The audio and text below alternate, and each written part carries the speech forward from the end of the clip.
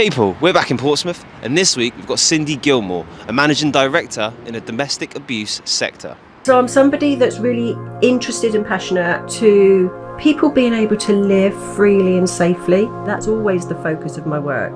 Are the people that I'm working with safe to the best of my ability? What is the reality that people don't know about? There's such a lack of understanding of what is domestic abuse. People still think of it as being violence, whereas violence is often, there isn't any violence, but the coercive control, and the drip, drip, drip effect of coercive control. And for years there's been the narrative of why doesn't she just leave? Nobody ever says why doesn't the perpetrator stop perpetrating? Absolutely, men can be victims, but women are being seriously harmed and killed at a really alarming rate. Around about 2 to 3 women a week are murdered by a partner or a former partner in the UK.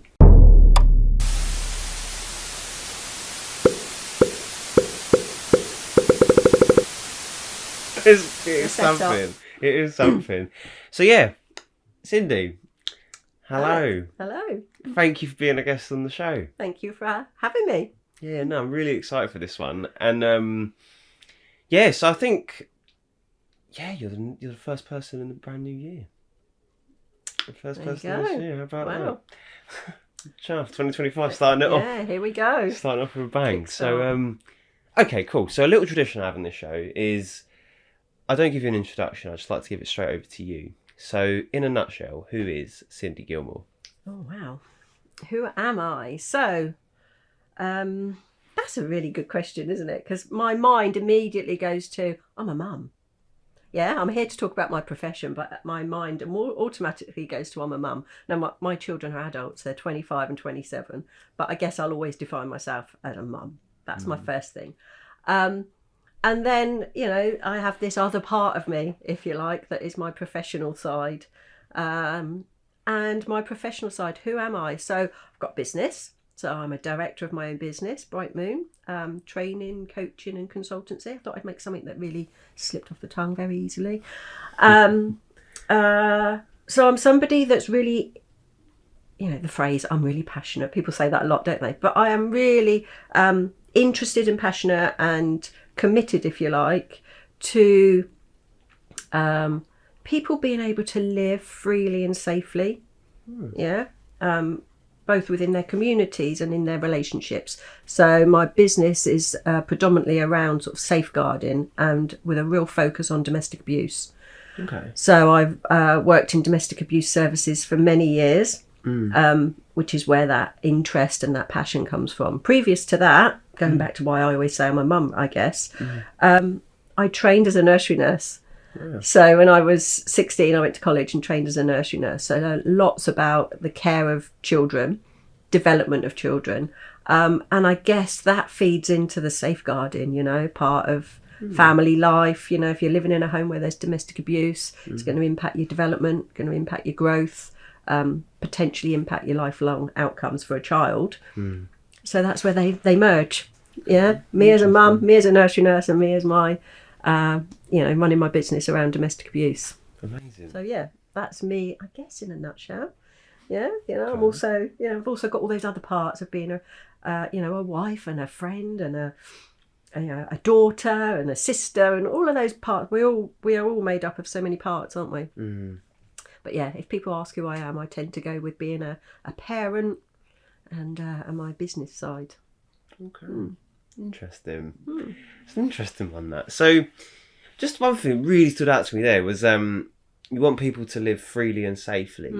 But where do you think that stems from? Yeah, that's interesting. I wondered if you'd ask me something like that, actually, because I often think that myself, because people think when you work in domestic abuse, people often think that you've experienced domestic abuse in your life. And I've been very fortunate that I've had very respectful relationships. And when I was growing up, I didn't see that. My parents separated, but I didn't see any, abuse or conflict necessarily. So I don't know where that comes from, if I'm honest, in that respect. I don't know where it comes from a personal point of view, other than I know that strong attachment to somebody is really vital to someone, and feeling safe and secure in your relationships and in your environment. But I did see a lot of impact in my work when I was working as a nursery nurse. So I worked in various roles, but predominantly one of the roles I worked in was working with the health visiting team. Okay. So I did lots of home visits to families with under fives, you know, and I could see the impact of domestic abuse on the whole family. You know, the harmer, the person causing the harm, the victim, and the children as victims as well.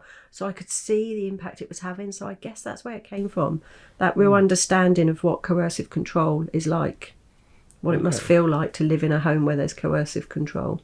Wow. Okay. So yeah, I guess just having that sort of empathic view. Okay, so that was when you sort of exposed to the domestic abuse world in a way. So you was a nursery nurse. So you went out of school, you became a nursery nurse. So let's take us back then. How was school for you? How were you there? Oh, it wasn't a great. Loved junior school. Infants okay. Junior school, I loved junior school. It's got really fond memories. Had a great teacher, great group of friends. You know, I just have fond memories of junior school. But then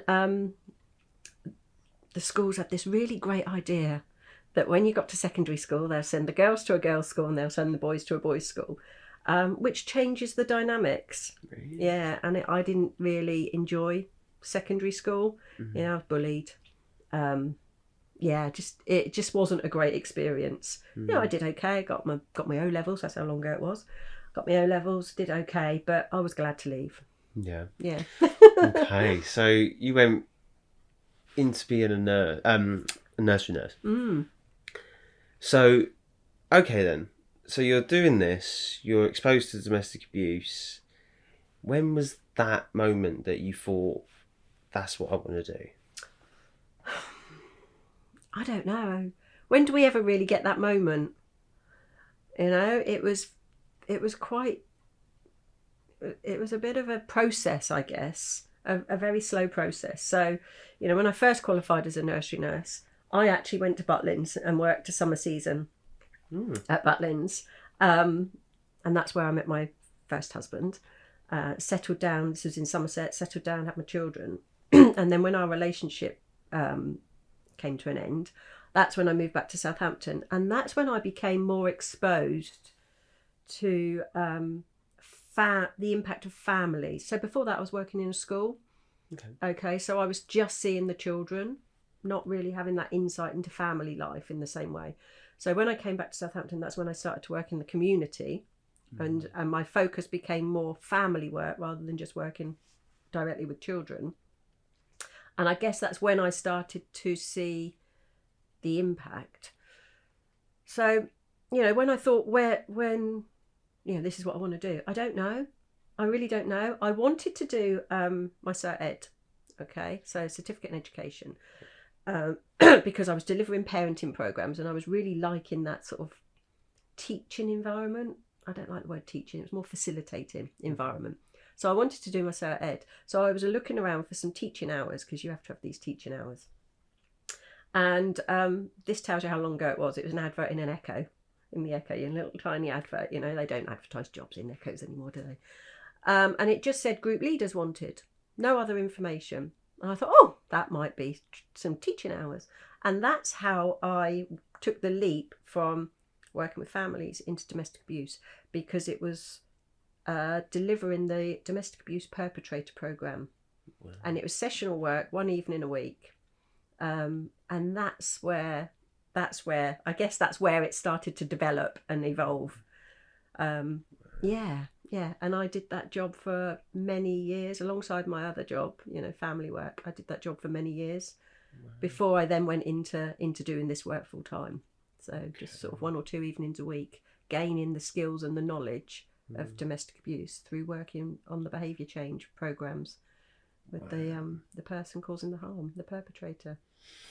So I always find that interesting. So I remember when I did my degree, I had to do this placement somewhere and I had to work with the perpetrator and I couldn't do it. I'm always interested into how did you find it working with the perpetrator? I really enjoyed it. Really, really enjoyed it. It was, it was not something I ever thought I would do. Okay, because I guess based on my school experiences, I was quite shy and introverted, and I had become more out there than I had been at school. But I was still quite anxious and nervous about things. So it's never something that I would have written into my life plan. I'm going to work with the person causing the harm. But actually, because I worked with some really great facilitators, you don't do this on your own, you do it with a facilitator. And I worked with some brilliant facilitators with lots of knowledge and experience who taught me what I know, really. And the support of a great manager, I started to really enjoy it, build confidence around the subject matter. I could feel empathy, not sympathy, but empathy. Because I'm sure there are people that are harming others that actually don't want to do that. They don't want that to be their life. Not always, but they don't want that. They feel shame around it. So and often there's histories of trauma. So I guess I can be, not excusing the abuse, absolutely not, but I can be empathic. So I guess that if you can demonstrate empathy to someone, you've got the capacity to work alongside them, to help them recognise where they can make some change. Okay. Or the impact that, their behaviour's having on someone. Hats off. Hats off for that, honestly. Okay, so that's a big, well, not massive shift, but that's quite a shift, working from family work to then working strictly with domestic abuse. So what was well, it was a gradual process, but what was the case then where you was like, wow, this is different from my other job? I think the real difference came when I moved from, so I was doing the perpetrator work alongside either working in the community when I worked for the health visiting team, also worked in schools as sort of parent practitioner, I think was the title, but the person that supports families within the school environment, alongside still doing the perpetrator work, and then an opportunity came up for a full-time job managing the victim services, across West Hampshire and the Isle of Wight, and somebody sent it to me. I was quite happy in my work. I was quite happy with what I was doing. But somebody sent me this job and said, you'd be great at this. And I'd never wanted to go into management. It had never been something that I'd ever considered. Again, going back to that, I'm meek and mild and introverted.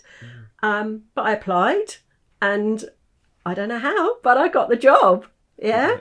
Nice. I got the job. So that's where that shift came, I guess. So I was working, managing a team of around about 25 people, I guess, 4 refugees across Hampshire, across West Hampshire, outreach workers. So I was I took a shift and went to the victim side with all that knowledge I already had on the perpetrator side.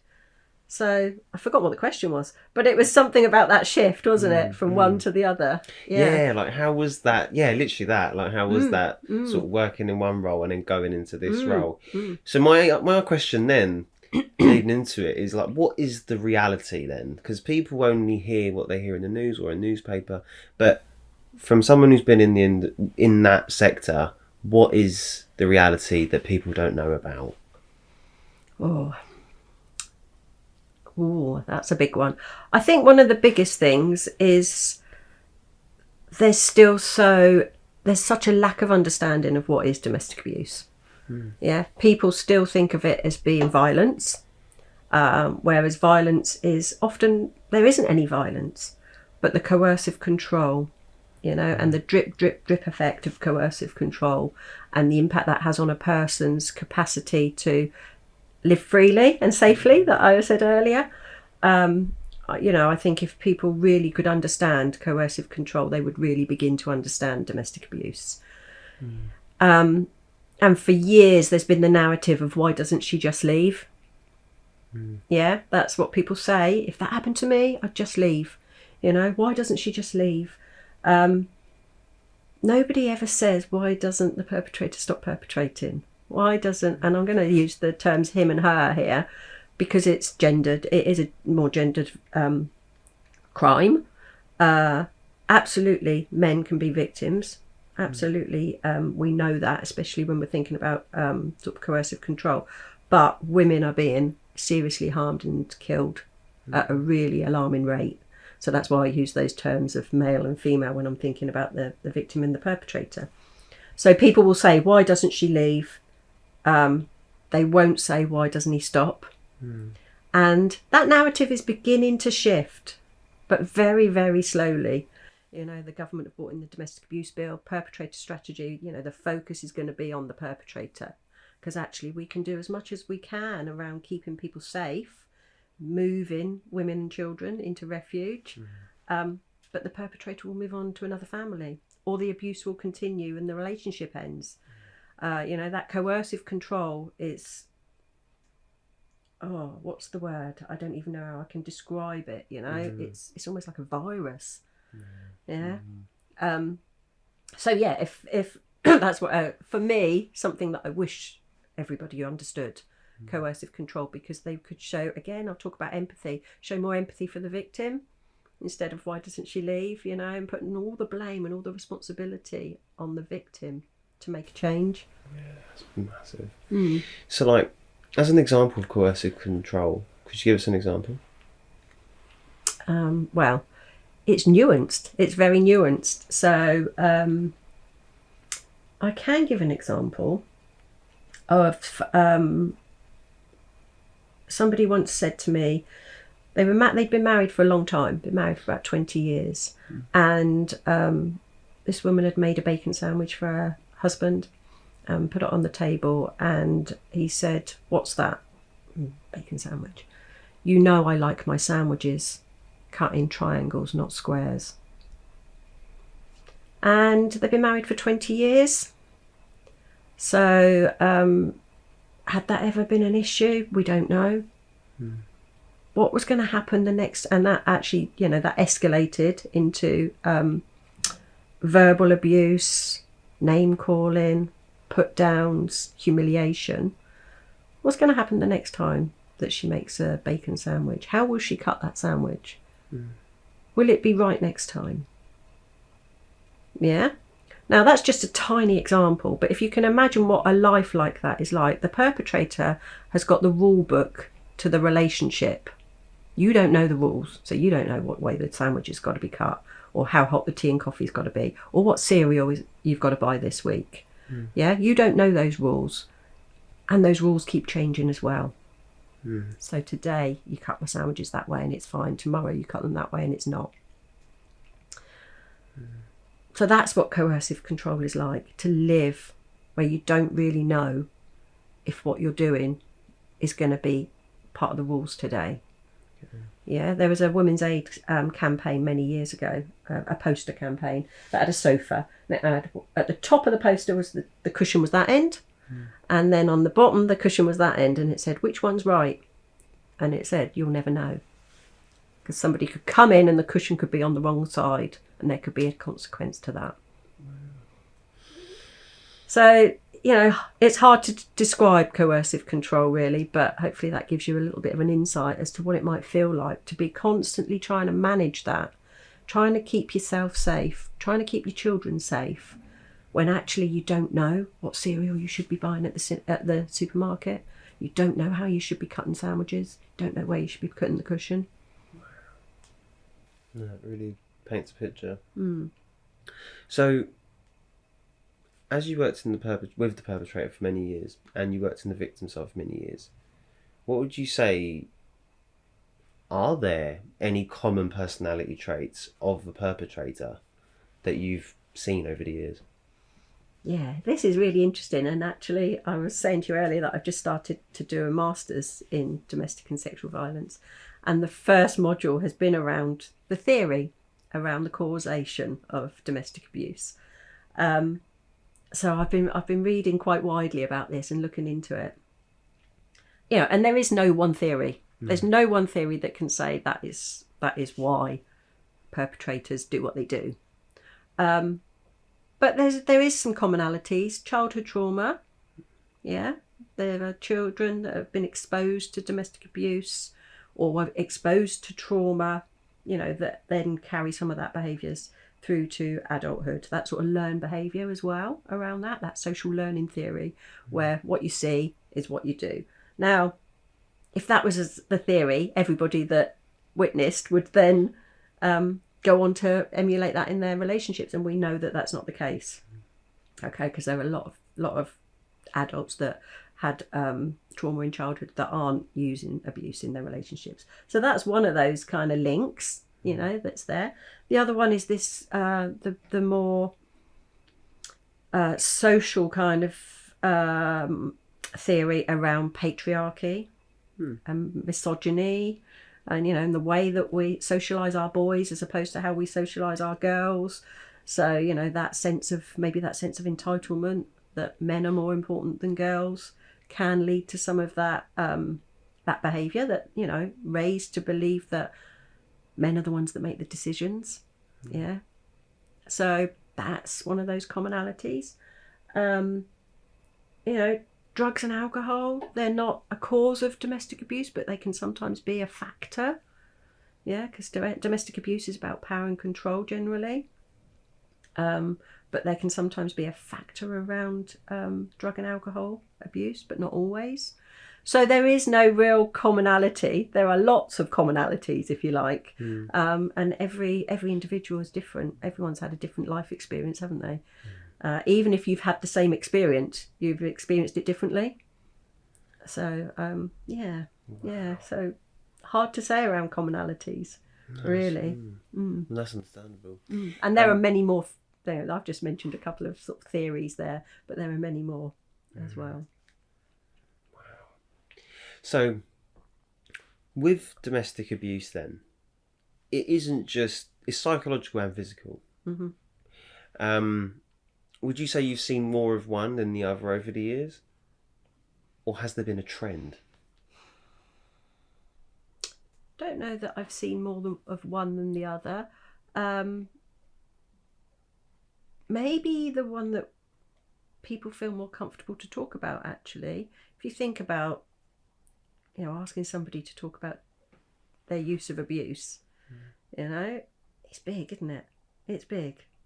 You're asking them to talk about something that's really shameful, that they carry guilt about.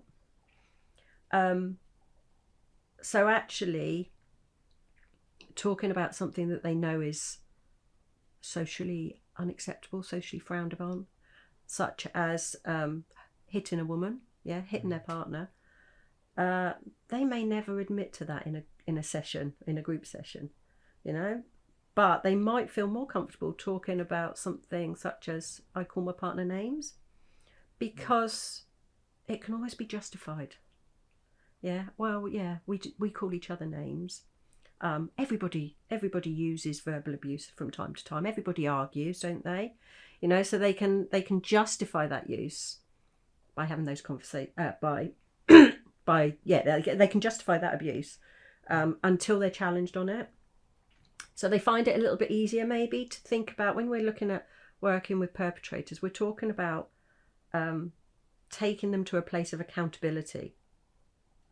So to start off, you have to have something to start with, So for somebody to say, I call my partner names, that's your little glimmer of accountability, because then you can challenge that. You can challenge what that's like, where that comes from, why is that okay, why, how do you think it makes your partner feel? What impact does it have on the children hearing that?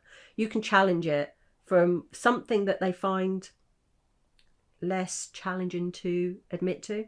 Okay. Does that make sense? Okay. I don't know if that makes sense. Whereas you rarely get somebody come straight into working in behaviour change. You don't get a client, if you like, coming in saying the worst instant there's ever been. They rarely talk about that at the beginning, and they may never talk about that, but they may have made some real shifts in their thinking. That accountability. So I don't know whether there's been your question was, is there more of one or the other? I couldn't say. That's something we do talk about a lot, that emotional abuse, yeah, and where that's something that comes up, sort of session after session after session. When I think about trends, it's not a trend, but it's I would say emerging, but it's already emerged. It's the tech abuse. Okay. The use of tech, How so? Yeah. So, social media stalking, use of tech such as Wi-Fi, ring doorbells, trackers, apps on phones. That's really, really growing. Wow. Could you give us an example of something that you've heard or seen? Don't have to go into details, but of tech abuse? Absolutely. So a couple had separated. The person causing the harm had moved out of the home, but he had access to all of the gadgets, if you like, within the home. He could access the Wi-Fi.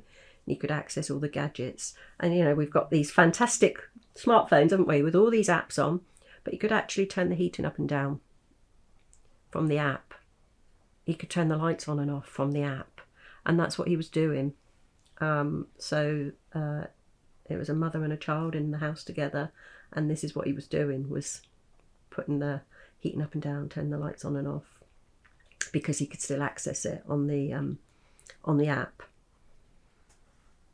So if you think what that must be like to be sat there that's happening in your home. It's terrible. Wow. So that's tech abuse. Wow.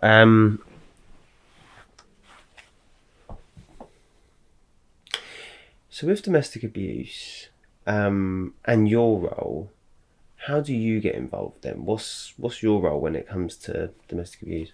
So what I do now. Yeah, what I do now. So yeah, I've taken that step back from frontline work after many years, and I set up my business, and I do some work for myself, but I do a lot of associate work for organisations, national organisations, training professionals how to respond to domestic abuse, how to recognise and how to respond to domestic abuse, on a whole range of different, aspects, if you like. Not just domestic abuse. I also train parenting practitioners to deliver parenting programs, because I've still got my nursery nurse head on it, at times. I do work around fathers. So, really encouraging services to work with fathers, because if we're not careful, fathers get a bad name, and I don't want them to have a bad name, There are a lot of fathers that are really protective factors in their children's lives, but a lot of organisations don't work with them, or don't recognise them, or don't give them enough kudos, if you like. So lots of work around raising the visibility of fathers, because we also know they can be harmful. Yeah, we do know that. Children are harmed, sadly, by parents, and a father is half of the parenting picture. So if we don't work with them, we don't know whether they're risky or whether they're protective. So I do a lot of work around that as well for some national organisations. So that's kind of what I do. Every day is a bit different. So mostly training, but I also do consultancy work and assessments of services. So domestic abuse services that want to get an accreditation, I do their accreditation assessments, which involves meeting them and looking at all their policies and looking at their practice, auditing their cases, which is really interesting. So I do a whole range of stuff, and I've kind of turned my hand to anything. Really nice. Yeah, which has been really exciting. So it's really had a shift. So when you were frontline working now, going straight back into it, how did that differ then? What was your role then? When I was frontline working? Well, I guess there was the behaviour change programme. So that was, obviously around loads of safeguarding, loads of making sure people are safe. That's always the focus of my work. Are the people that I'm working with safe to the best of my ability? So yeah, frontline work could be, running groups, doing assessments, literally meeting people day in, day out, and doing that real core business, if you like. Then moving into management, that changes slightly. You still dip down back into the frontline work from time to time, but that's about supporting the team, supporting people doing that frontline work, because it's really hard work, really, really hard work.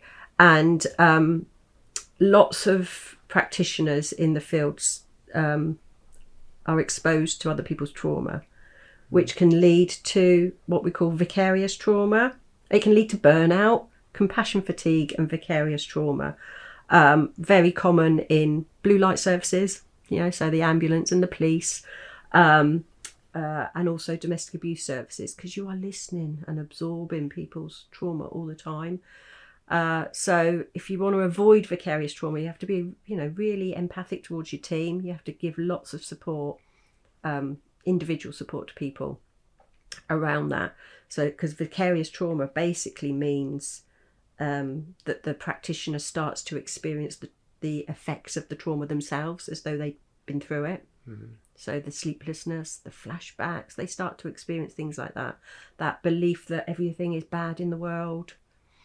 So it's a really sort of a serious situation, and that leads to sickness, mm-hmm. And it leads to people leaving the industry, really experienced, really good people leaving if they don't get the right support. Mm-hmm. So as a manager, that was a really big part of what I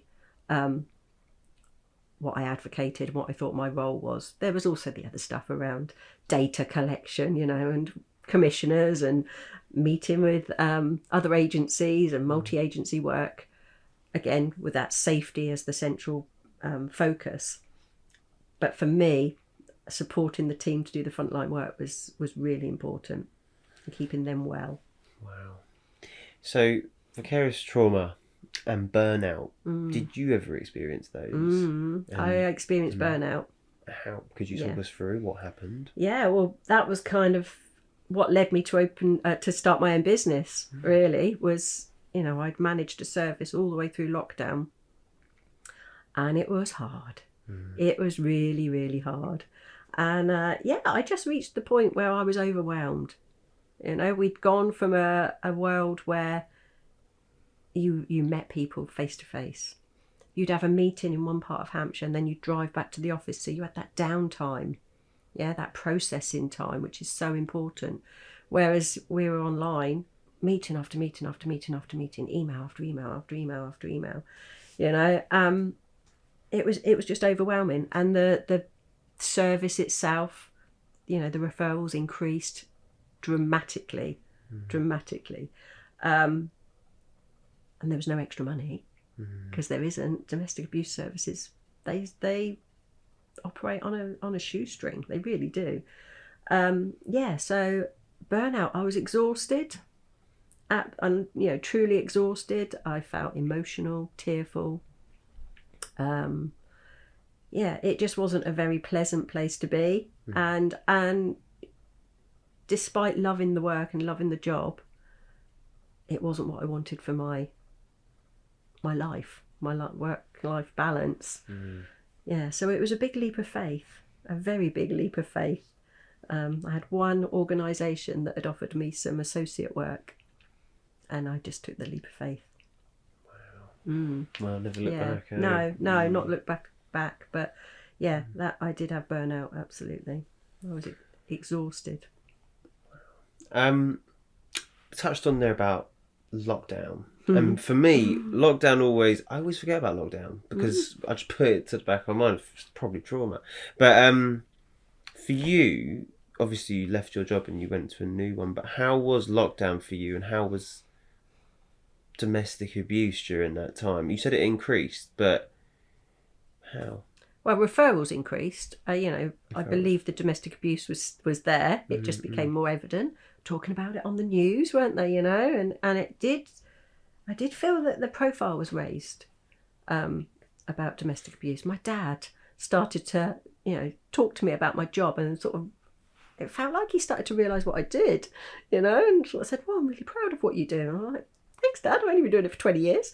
I think it was spoken about a little bit more in the press. So people thought that lockdown was causing domestic abuse, whereas it wasn't causing it. It was given the perfect environment for it to escalate and for it to, to happen more often. But it would have been there anyway. That coercive control would have been there. But yeah, it was, obviously a dangerous time for people being in the home together. So what was it like for me, and what was it like for myself? I mean, for me, I just sat there in my corner, where my desk is, and worked. Mm-hmm. Again, supporting the team, because I was very mindful that my team were doing that frontline work from their own homes. Mm-hmm. Yeah, so talking to people, victims and perpetrators, on the phone or over the screen in their own homes.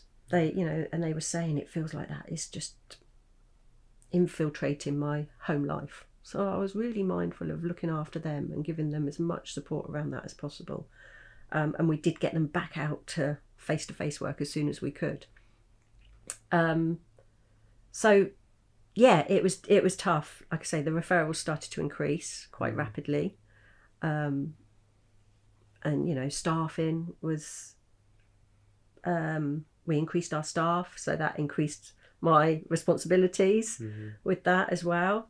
It was amazing that we really had barely any sickness in my team, which I'm, personally I'm quite proud of, actually, and I'm proud of myself and the team. It's not just me, but they kept going. They were amazing, and I know lots of services had a big level of sickness, but they kept going. They were a brilliant team to manage, individually and as a collective. So yeah, it was just really, really busy. There were sort of pockets of funding that kept coming in from government, which meant we could do a bit extra here or a bit extra there, but how are we going to staff it? Who's going to do it? It was busy. It was reactive, very reactive, not proactive, very reactive, which I think services are still working in that way, being reactive. But I had, at home, I had a nice place to work. I was lucky. I wasn't working from my children's bedroom like I know some people were, or from my lounge or anywhere. I had my family around me. My husband was on furlough, so he kept me well fed, very well fed, too well fed actually. We lived by the coast, so we were able to go for nice walks. I had a dog. Yes. So, that balance, work was crazy, but I had a very supportive home life that helped with that. So that rounded structure. Okay, so that kind of leads us into the next bit, which is for people experiencing domestic abuse, in your experience, how long does it take for the onset of it all to begin, for them to finally get in touch with a service? There's no real time scale around that. There's no real time scale at all. It's different for everybody. One of the first things that somebody will do is begin to isolate somebody, from their friendships or from their family. So as soon as you've isolated somebody, it's hard to ask for support, isn't it? It's really hard to ask for support from somebody. So, it could be years. It could be years, and it might be that somebody is adapting their behaviour to keep themselves safe within the relationship, to keep things calm. And then they begin to lose their sense of self-worth or self-confidence or the capacity to be able to make decisions. That's a natural sort of process that happens in that situation.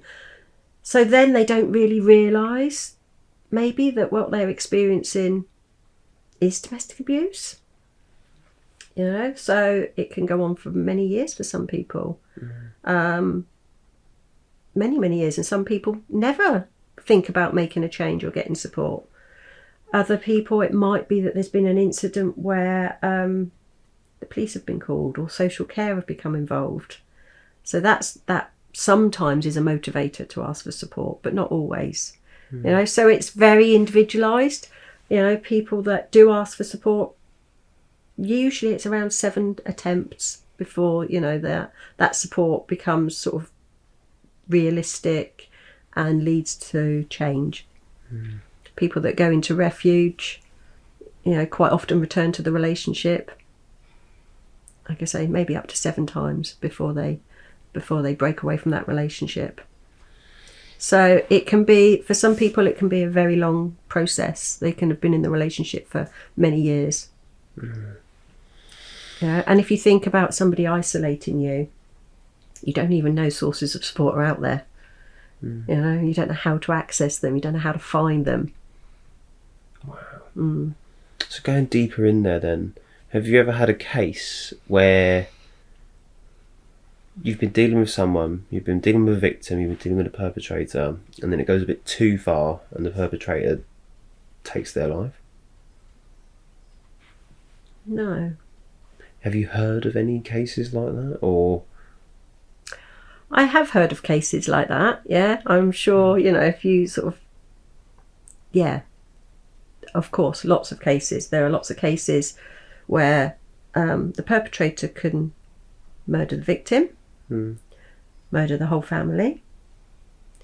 The victim can be in such a desperate place that they take their own lives. Okay, so that it's suicide with that relationship to domestic abuse, or the perpetrator takes their own life, because that's the ultimate form of control, isn't it, to take your own life.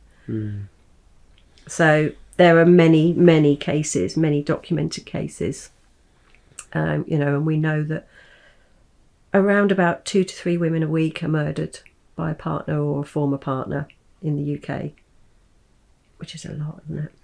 It's a lot of women. A week, yeah.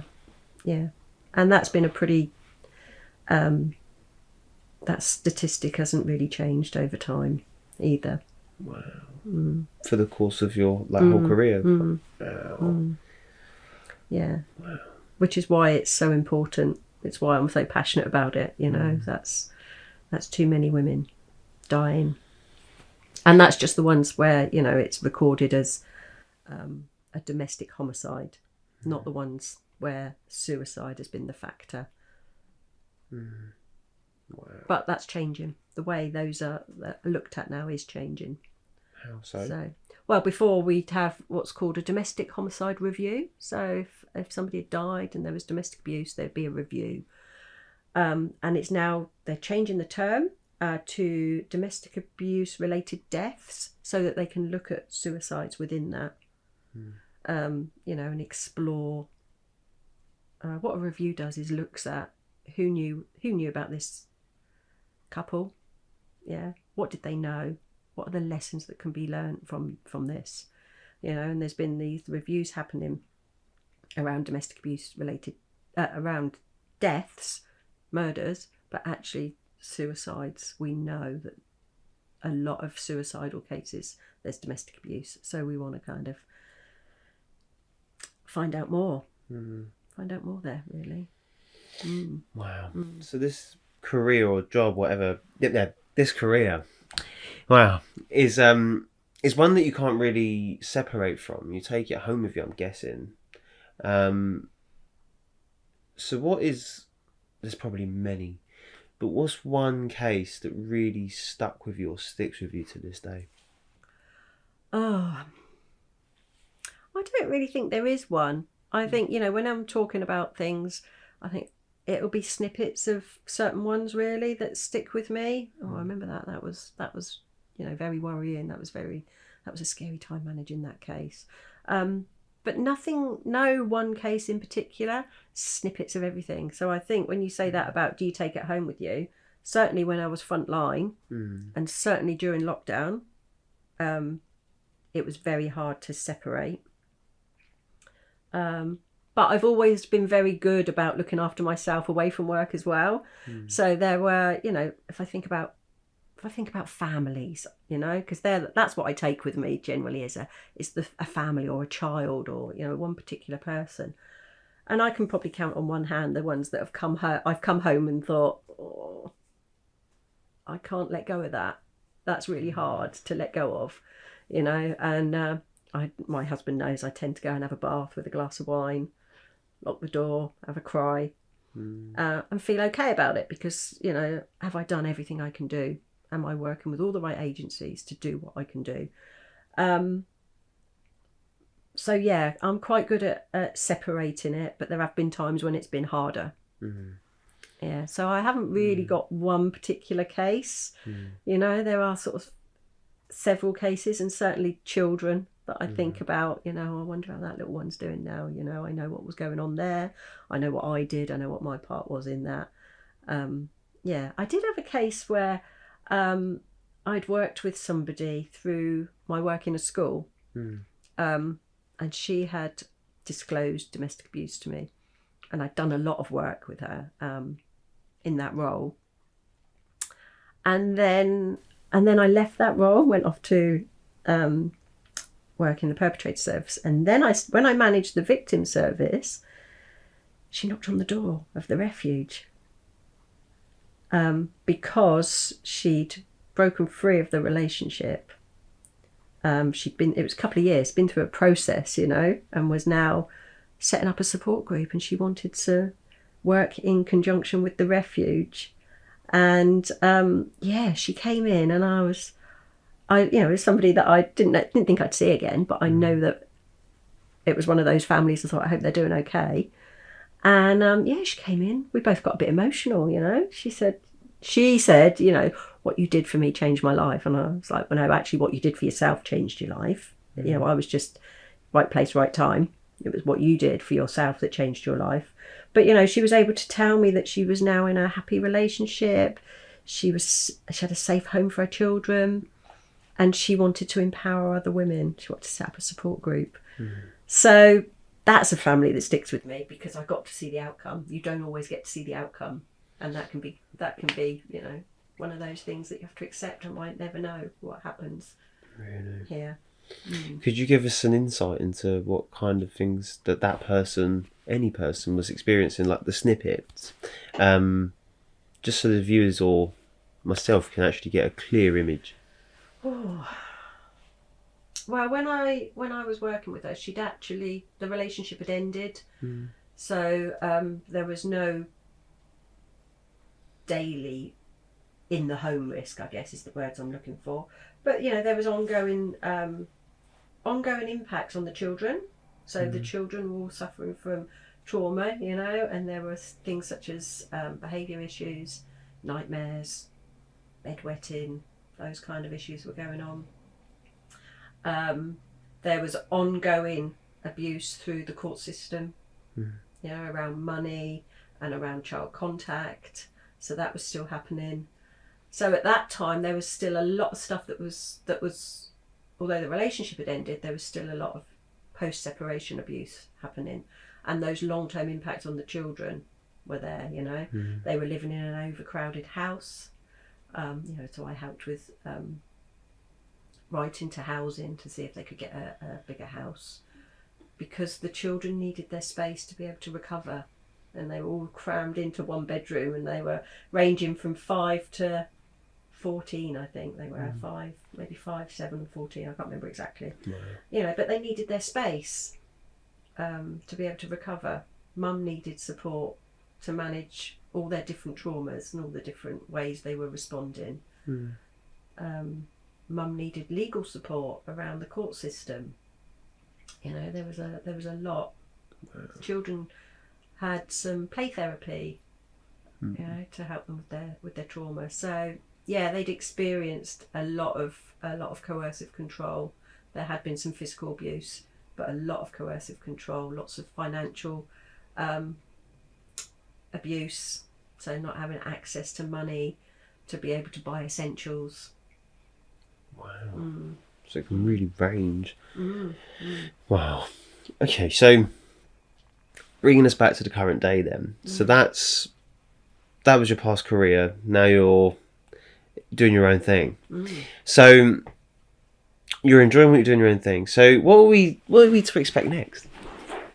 What are we to expect next? Well, for somebody who's always been risk averse, okay, so my life, if you'd asked me 10 years ago, 20 years ago, I was going to be employed, and I was going to be employed for my whole career, and I was just going to do what I was doing.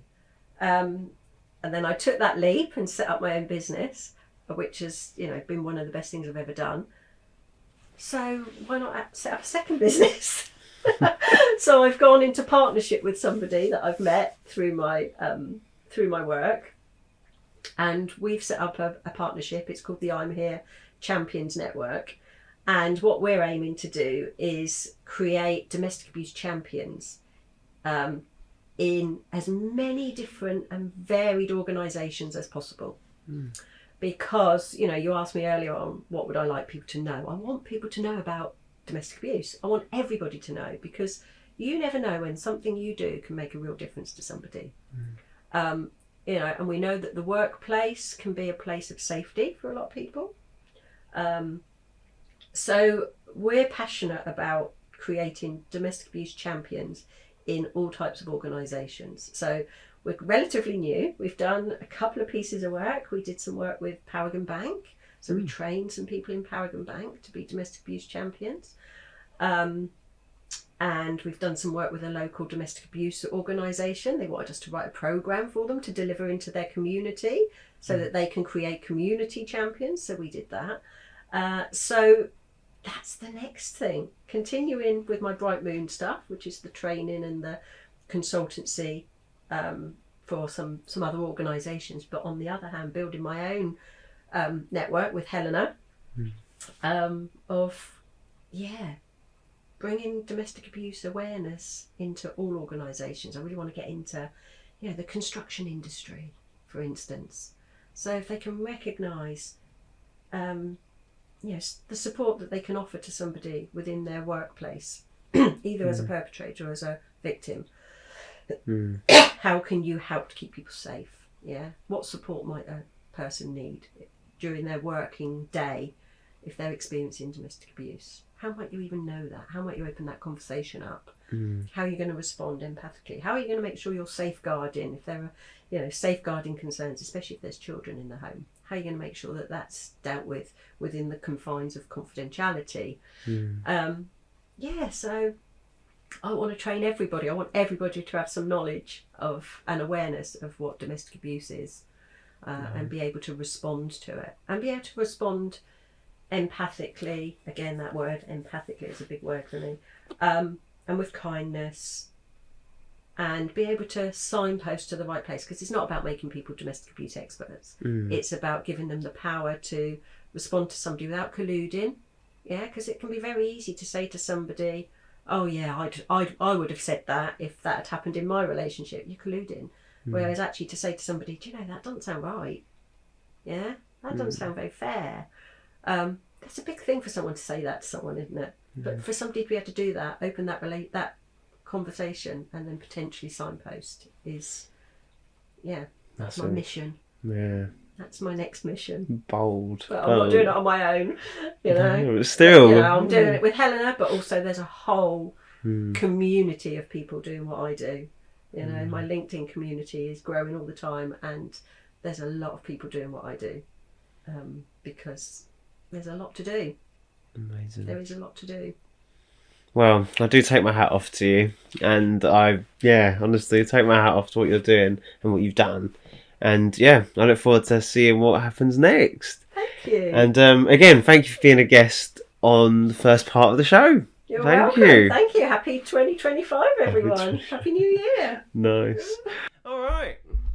So welcome to the second part of the show. Okay, let's go. All right. So in this part, we go out into the street and we ask a question about around the topic of what you do, and we'll see what we ask, see what they have to say.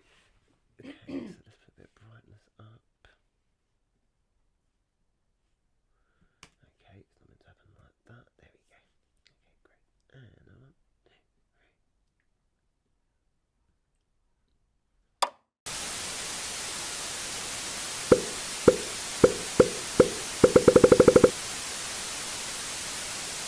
two. What classes as domestic abuse? That's a tough question. I think there's both the two sides. There's quite a few sides. But there's the obvious physical abuse, which everyone understands as domestic abuse, the hitting, the scratching and everything. Then there's also the emotional and verbal abuse, and like manipulation, and controlling what they wear and everything like that. It's a lot of... abuse is an undefined term in a lot of ways. And answering it in one question is going to be difficult to do entirely, I'm afraid. Like emotional, is that what you mean? Type of domestic abuse. Okay, and but do you know who you'd go to if you saw someone experiencing that? If someone came to you and said, I'm experiencing it, do you know what you'd do? Should you go to the police? So, in your opinion, what classes as domestic abuse? I don't have a legal background, so I wouldn't feel like... I mean, I would say, I guess the physical and mental abuse. I mean, it's just the definition of abuse, but domestic is when it's like in your home and by a partner or a family member. Or it's usually by like someone that. you're like supposed to trust, but it's like they kind of break that trust. So it's like, so like it was just like a normal for me. Like, so that's like what the abuse comes to, because like, you know, unfortunately any stranger could come up and do something horrible to another person. But like when you have that added dimension in there, then it's like way worse. Yeah, honestly, I hear it. And if you were to hear someone was experiencing that, what would you do? I was actually recently in a situation a while back where I live in kind of a shitty area here where there was like some people just like fighting outside, and like unfortunately like this girl's like, it really sucks. She was like my little sister's age, so that really made me feel like, I was like terrified because like this dude was just like hitting her. So like I had to call the cops and everything, and like so just like being that seeing that situation, witnessing that as myself. Not gonna lie, if there's a language filter, but that fucked me up, man. Like, but I'm even more so seeing how this impacted the person. I just hope because I saw this person like lying on the ground, just like beaten and all that. So I really hope, thankfully, they didn't catch the guy, but thankfully the cops showed up. I actually was able to get video of the guy and stuff. So I sent like the evidence over to the police and everything. So hopefully able to catch a fucker. I don't really know, man. But I at least hope the person who was in that situation, I just hope they're safe and everything. It was not a fun night. Yeah, no, what would you do? I think it's important to be there for the people and to listen to them and believe them, because that's often a thing that doesn't happen. And then ask them what they want, like what kind of support they need. I think that's important because it's individual stories, and nobody like there's not one solution to those individual stories, so it's important to ask what they want. What classes as domestic abuse? I guess domestic would be like in the home, but maybe someone that's like in your family setting as well, because like family links to home as like a basic level. Okay. And if you was to hear that someone was experiencing it, what would you do? Oh, I would try and look up like local services that might be able to help. Maybe if I wasn't super close to them, try and find somebody that was close to them that could maybe like bring it up in like a nice kind of calm way, so that it doesn't come across too obtrusive from someone that's not too close. But yeah, there's loads of stuff hidden, and there's so many support groups and other people going through similar situations that there's going to be like help out there, just might need someone to help them find it. What classes as domestic abuse? Domestic abuse, I don't know. So do you know what domestic abuse is? No. So domestic abuse is, do you know what abuse is? Yeah, I know that.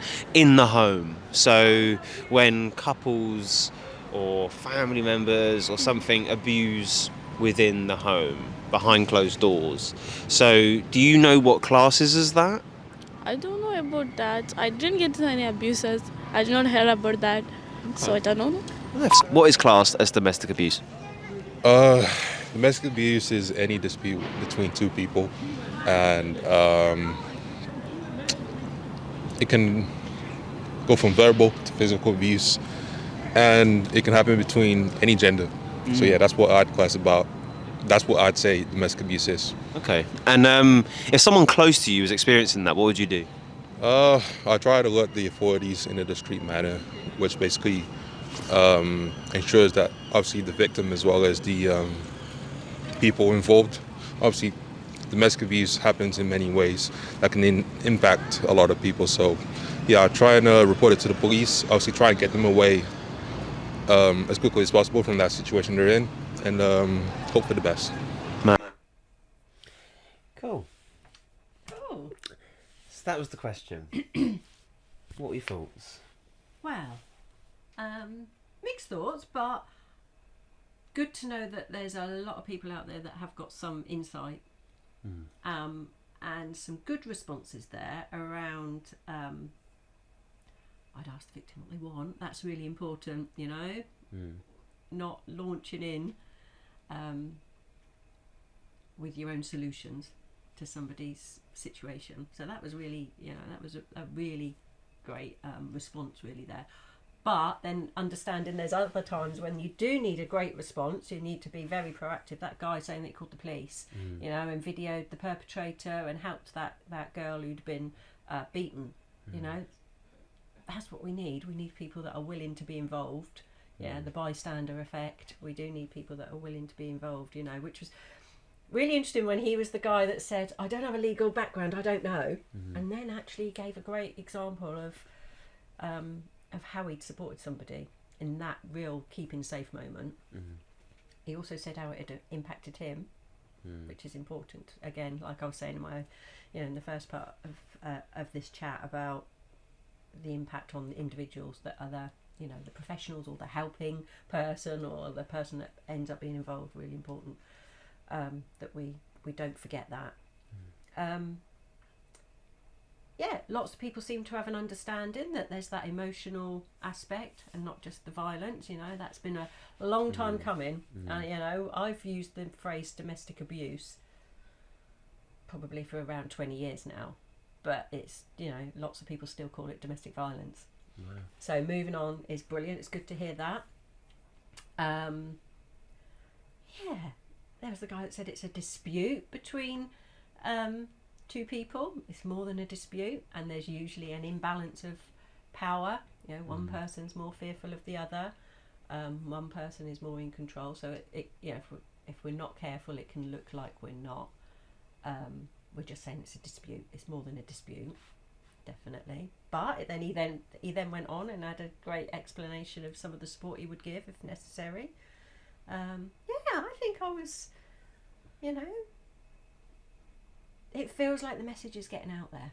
I guess that's what I would say. There are still pockets of misunderstanding. Somebody said they'd not heard of abuse, not heard of domestic abuse, which, that's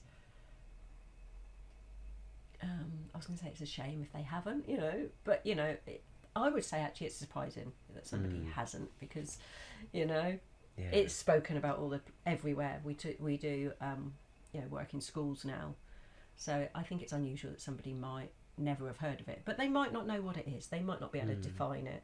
It might not be something that they feel comfortable talking about. They may have a really good insight to it, but say, I'm not going to talk about this. And that's fair enough. So but I think the people that responded, you got some good responses there. They knew some of the services. Maybe I'd look for some services, call the police. I mean, the police are always going to be, if they're not the immediate response, they're always going to be able to signpost you to the local services. Yes, it sounds like Portsmouth. The message is getting out there in Portsmouth. It's getting there. It's getting out there. Yeah, you spoke to some people with some insight there, I think. Okay. Yeah, I was slightly distracted by your hat. Yeah, I know. It's sort of like nodding, didn't I love it. Because you had your ponytail and your hat on. I was slightly distracted by your hat. So, my question to you then is, starting off with the small details then, what classes as domestic abuse? Okay, so there's the government definition that we could look at. So, the behaviour of one person towards another, that incites, I guess it's about fear, control, power over another person, and the use of the different types of abuse, the psychological, emotional abuse, economic abuse, physical abuse, sexual abuse, and you rarely get one on their own. You get that mixture. between family members or people that are personally connected. So, people often think it's about people in an intimate relationship, but actually it can be family members. So, parents being abused by their children, siblings. And there's also this other element called personally connected when we're thinking about people that have got parental responsibility for a child. So you can have parental responsibility for a child. You could be a married couple, you could be a living together couple, you could be a separated couple, you could, we had a relationship in the past. Actually, you can have parental responsibility for a child, and maybe you never really had an intimate relationship. There was just a child that came out of your contact, if you like. So people maybe don't understand what that personally connected and that family member means all the time. It also relates to over the age of 16. Okay, so it's telling us that that's when we legally move into the realms of domestic abuse. But there's quite a lot of campaigning at the moment around changing that age limit. Really? Why is it over 16? I guess, I don't know why the government decided it was over 16. I think around that is because we want to maybe have a cut-off point around child abuse. But there was a case quite recently that was in the press of a young girl who was murdered by a boyfriend, and there was a not a very long history, but there was a history of coercive control, and it was captured on CCTV of him stalking her before he murdered her, and she was 15. So she wasn't seen as a victim of domestic abuse, but actually we would in the field would say what was going on there was a domestic abuse because they'd been in a relationship together. So but it doesn't class legally over it needs to be over 16. So there's some conversation going on around that at the moment, and it is difficult because we do want to ensure children are treated as children and that we don't over adultify all the time, but similarly we need to understand that domestic abuse and these controlling behaviours happen in young relationships, and actually they're really prevalent in young relationships. 14 to 24-year-olds, they're very, very, very prevalent. Wow. These behaviours. Wow. So, okay. So final question. So someone who is experiencing or is exposed to domestic abuse within their immediate setting, what would you say to them? Okay. Well, I think the first thing I would say to them is they're probably doing a grand job of keeping themselves safe. Okay, and I would applaud them for that. Secondly, I would say that there is support out there that you can access, but I appreciate it's not always easy for people to be able to access, especially if they've been isolated from support networks. If you've got no access to a computer, or somebody's tracking your phone, that can be really difficult. But there is support. You can speak to medical professions.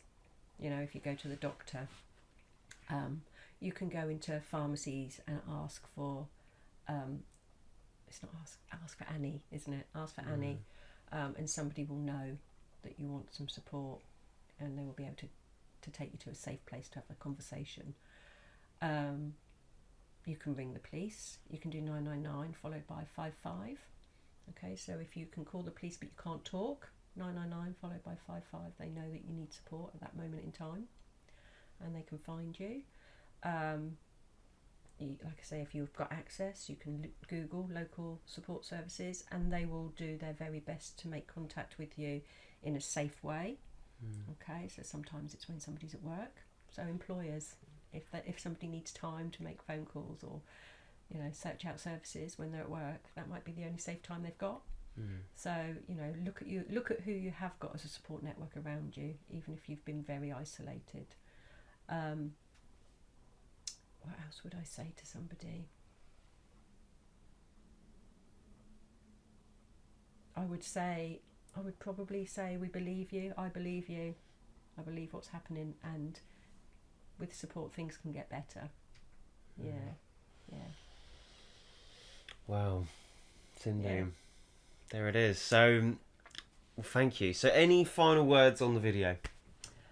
I think, come on, Portsmouth, come on everywhere, you know. You've got some glimmers of really insightful knowledge there, so let's just keep creating that. Let's share it. I always think whenever I do any training, I say to people, what I'm telling you is not a secret. Share it, share it, share it. If you tell your neighbour, you know, and they tell their neighbour, we're sharing that knowledge and we're sharing the opportunities for keeping people safe. So yeah, Portsmouth, keep talking.